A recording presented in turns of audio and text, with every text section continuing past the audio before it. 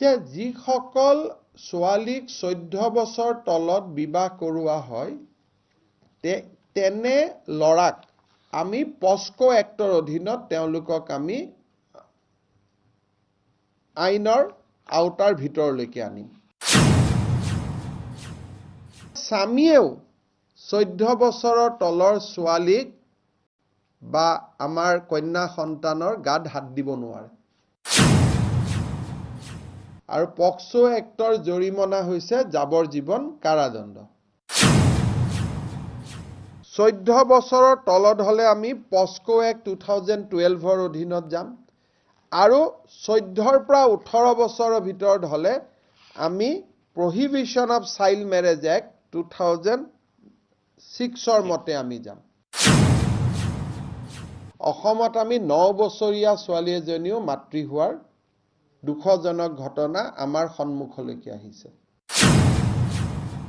যিসমূহে শিশুক কন্যা সন্তানক কম বয়সতে বিয়া কৰাইছে তেওঁলোকক গ্ৰেপ্তাৰ কৰিব লাগে কিন্তু মই ভাবো যে ঠিক আছে মই আমাৰ চৰকাৰে কিবা এটা সিদ্ধান্ত লৈছে মই ৰেসপেক্ট কৰোঁ মোৰ ফুল ৰেসপেক্ট কৰোঁ মই কিন্তু মোৰ মতে চৰকাৰে ভাবিব লাগে এইসকল মহিলাৰ কাৰণে যিসকল মহিলা ধৰকচোন তেওঁলোকৰ বাচ্চা আছে কিছুমানৰটো একদম মানে ল'ৰা ছোৱালী স্কুলত পঢ়ি আছে তেওঁলোকৰ এখন মানে সুখৰ সংসাৰ চলি আছে সুখৰ সংসাৰখন 4-5 বছৰ চলাৰ পাছত ল'ৰা ছোৱালী স্কুলত পঢ়ি আছে বাপেকে ধৰক কাম কৰি আছে কোনোবাই চাকৰি কৰি আছে কোনোবাই বিজনেছ কৰি আছে সেই সকলো কথা মোৰ মতে চৰকাৰে ভাবিব লাগে কাৰণ এতিয়া যে বাপেকজন যেতিয়া জেলত গুচি যাব সেই বাচ্চাটো কোনে চাব সেই মহিলাগৰাকী কোনে চাব চৰকাৰেতো দায়িত্ব নলয় কাৰণ তেওঁলোকে কৈছে হয় ঠিক আছে মানে ফ্ৰী চাউল দিব বুলি কৈছে এতিয়া সেই ফ্ৰী চাউল দি চলিব পাৰিব জানো মানে ল'ৰা ছোৱালী স্কুলৰ ফিজৰ পৰা লৈ পেলাই সংসাৰখন কেনেকৈ চলিব এতিয়া তেওঁলোকে আইনৰ কি সহায় ল'ব পাৰে বা এই নবালিকা বিয়া কৰা কথাটোক আপুনি কি ভাবে চাই এতিয়া আইনৰ সহায়টো এতিয়া ধৰকচোন যদি জেলত যায় তেতিয়াতো ধৰকচোন মানে কোৰ্টৰ কাষ চাপিব লাগিব বেল ল'ব লাগিব এতিয়া আমাৰ মানে এতিয়া যদি চৰকাৰে এটা পক্সো লাগিব বুলি কৈছে ঠিক আছে অবভিয়াছলি চৰকাৰে কৈছে মানে মানিছোঁ আমি ঠিক আছে কিন্তু পক্সো যেতিয়া লাগিব কাৰণে ধৰকচোন কমপ্লেইন এটা হ'ব লাগিব ধৰক ছোৱালীজনীৰ গাৰ্জেনে কমপ্লেইন দিব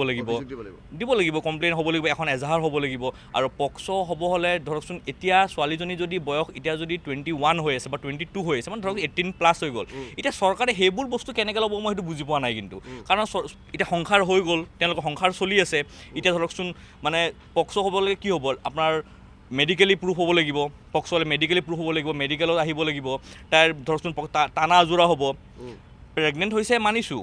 প্ৰেগনেণ্ট হৈছে পক্সো লাগক কিন্তু বহুত এটা পক্সো এটা পটককৈ লগাম বুলিতো লগাব নোৱাৰে নহয় আইন বোলা এটা বস্তু আছে আইনখনটো আমাৰ ধৰকচোন চৰকাৰৰ মতে নচলেতো আইন বস্তুটো বেলেগ চৰকাৰৰ বস্তুটো বেলেগ চৰকাৰে লগাম বুলি ক'লেতো কোনো কথাই নাছিল দেখোন চৰকাৰে দেখোন আইন হৈ গ'ল দেখোন এতিয়া এই মোৰ মতে দুটা বস্তু বহুত বেলেগ বস্তু কোনোৱে মানে মোৰ মতে নিজৰ কামটো নিজে কৰিব লাগে আৰু পক্সো আসলে আপোনাৰ মতে হঠাৎ চৰকাৰে যেটো কৈছে যে পক্সো লগাই দিম তেনেকৈ লগাই দিব নোৱাৰে মানে আইনত কি আছে না এটা চৰকাৰে লগাই দিম বুলি কৈছে মানে এটা কি হিচাপে লগাই দিব মইতো বুজি পোৱা নাই কিন্তু এতিয়া পক্সো লগাই দিব কিছুমান গ্ৰাউণ্ড আছে আৰে পক্সো লগাম বুলি কেনেকৈ লগাই দিব আৰে মেডিকেলি প্ৰুফ হ'ব লাগিব পক্সো লগাবলৈ কি নিয়ম থাকে কি হ'ব লাগিব পক্সো কেতিয়া লগাব পাৰে এতিয়া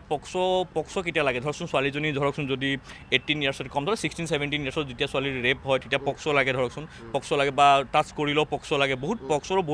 বহুত আছে ছেকশ্যনছ আছে কিন্তু মই ভাবোঁ এতিয়া যদি মানুহে কাপল এটা বিয়া পাতি পেলাই বাচ্চা হ'ল বাচ্চা স্কুলত পঢ়ি আছে এটা সুখৰ এখন সংসাৰ চলি আছে ঠিক আছে বিয়া পাতিছিলে বাৰু মানে 15-16 বছৰ বিয়া পাতিছিলে তেওঁলোক পাতিছে কিন্তু 5-6 বছৰ এখন সংসাৰ চলাৰ পাছত কি হিচাপে পক্সো লাগিব মই সেইটো বুজি পোৱা নাই মানে এতিয়া মোৰ কাৰণে একদম মানে এতিয়া মই বুলি নহয় চাগে চব কনফিউজ আৰু পক্সো লগাওক যি লগাওক সেইটো মোৰ এতিয়া তেওঁলোকৰ কথা কাৰণ আইন আছেতো কোৰ্টখন আছে কোৰ্টে বুজি পাব যদি কোৰ্টে বুজি পায় চৰকাৰে পক্সো লগাওক তাতকৈ কিবা ডাঙৰ ছেকশ্যন লগাওক মই কোৰ্টক ৰেসপেক্ট কৰোঁ মই কোৰ্টক মানো মই কোৰ্টৰ কথাই শুনিম হয়নে নহয় তেওঁলোকে লগাওক এতিয়া মোৰ ওচৰত যদি কোনোবা আহে ধৰকচোন আমাৰ মোৰ ওচৰত বুলি কি এডভকেটৰ ওচৰত যাবই মই বুলি কি আৰু বহুত এডভকেটৰ ওচৰত জেলত যালেতো এডভকেটৰ ওচৰত যাবই যেতিয়া আমাৰ এডভকেটবোৰে যেতিয়া কোৰ্টত যেতিয়া ছাবমিশ্যন দিব কোৰ্টত যেতিয়া পেটিশ্যন দিব যেতিয়া কোৰ্টে দেখিব পক্সো লাগিব লাগে তেতিয়া মানিম ঠিক আছে কোৰ্ট উইল ডিচাইড লেজিসলেচাৰ বেলেগ বস্তু আমাৰ চিফ মিনিষ্টাৰ ছাৰ হওক বা কোনো মিনিষ্টাৰ হওক বা যোনে নহওক কিয় মই পলিটিচিয়ানৰ কথাই কৈছোঁ তেওঁলোকে পক্সো লগালেতো নহ'ব এতিয়া কোৰ্টে যদি ভাবে পক্সো লাগিব তেতিয়া কোৰ্টৰ বস্তু আমি মানিম কিন্তু তেওঁলোকে পক্সো লগাব বুলি ক'লে আৰু এই ধৰণে কৰিলেতো সকলোকে গ্ৰেপ্তাৰ কৰিব লাগে বহুত নামী মানুহ এটা চাওঁ খা মইতো ভাই গুগলত দেখিছোঁ এতিয়া গুগলত দেখিছোঁ গুগলৰ কথাই মই কাকো ঠাট্টা কৰা নাই কোনো মই চবকে ৰেচপেক্ট কৰোঁ আমাৰ প্ৰাইম মিনিষ্টাৰকো ৰেচপেক্ট কৰোঁ আমাৰ CM ছাৰকো মই ৰেচপেক্ট কৰোঁ কিন্তু গুগলত দেখিছোঁ দেই এতিয়া গুগলত তেওঁলোকে চেঞ্জ কৰি দিলে হ'ল এতিয়া গুগলত যদি আমি মাৰি চাওঁ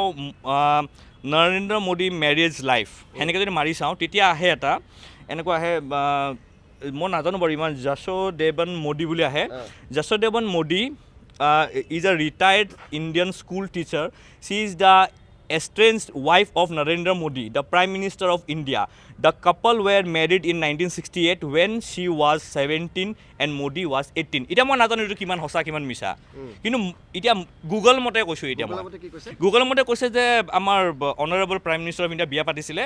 Tior wife or boyok tita 17 asile. Google or mote. তেখেতৰ 18 আছে এতিয়াতো ভাই গুগল এটা কি সঁচা কৈছে নে মিছা কৈছে এইটো তেওঁলোকে গম পাব তেওঁলোক ডাঙৰ মানুহ মইতো ভাই সৰু মানুহ মই ইমান নাজানো গুগলৰ কথাটো এতিয়া তেওঁলোকে জানে সেইটো বস্তু মানে গুগলৰ মতে প্ৰধানমন্ত্ৰীগৰাকীয়ে 17 বছৰ বয়সৰ এগৰাকী ছোৱালীক বিয়া পাতিছিল এইটো গুগলৰ মতে মোৰ মতে নহয় দেই এতিয়া কোনোবাই এটা কমেণ্ট বক্সতো গালি পাৰিব পাৰে মোক এতিয়া ভাই মোক গালি পাৰি লাভ নাই কাৰণ মই গুগলৰ মতেহে কথাটো কৈছোঁ এতিয়া